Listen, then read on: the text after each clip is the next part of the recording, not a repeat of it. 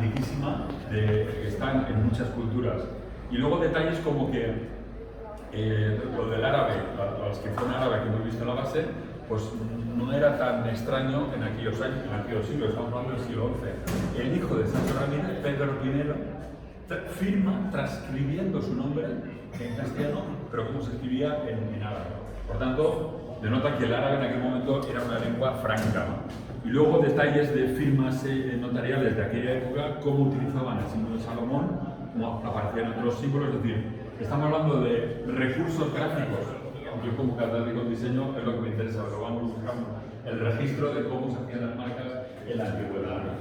Pues ¿cuál fue la sorpresa? Oye, entonces, ¿qué sentido tiene esta curva?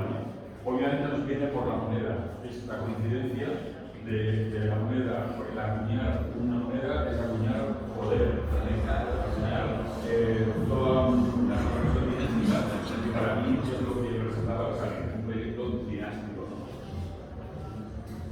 Lo sorprendente viene, que esto ya es cuando las coincidencias empiezan a tener todo sentido y ver cómo efectivamente todos los recursos que se han utilizado han tenido una finalidad.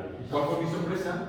Que lo que se llaman las marcas de cantero, que esto en las ciudades iguales tenemos, yo creo que aquí en Olivar seguro que también, obedecen a 4 patrones, que esto ha sido muy estudiado en el exterior, esto no hay nada menos. Entonces, de cada signito que se ve por las paredes, hay una composición geométrica muy compleja detrás de cada una de ellas. ¿Cuál fue mi sorpresa? Que contrasto el diseño del cáliz y me coincide plenamente con uno de estos patrones. Si os fijáis en los puntos críticos, el nodo, la proporción de la base con la parte de arriba, las tangentes de las curvas, la proporción de los cuerpos. A mi modo de ver, en geometría no hay engaño. Si coincide todo es porque muy posiblemente se calculó y se diseñó manteniendo esto. ¿Cuál fue mi sorpresa? Que la inscripción que hay en la base, estamos hablando de una inscripción de escasamente 15-17 milímetros, entra dentro de otro de estos patrones que se conocían. Con lo cual, posiblemente fue el mismo constructor y tenía un conocimiento en aquella época de la geometría más avanzada que se conocía. A partir de ahí se desarrollan un poco las demás teorías, en concreto aquí detrás para que veáis lo fantástico cuando hablamos de geometría, el árabe es como el hebreo que escriben de derecha a izquierda, en este caso está en vertical, lo cual me hizo suponer que tendría 2 lecturas.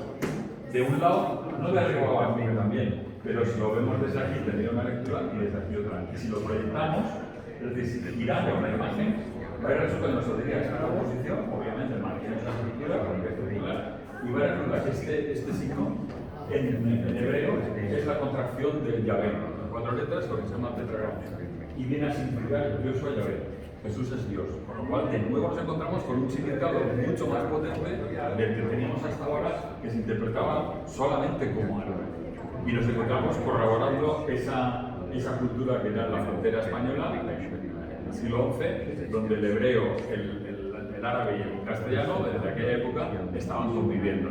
A partir de ahí, desarrollamos, bueno, pues quién pudo ser el autor de este ideograma, ¿no? ¿Es posible que este proceda de Dinarta y Córdoba?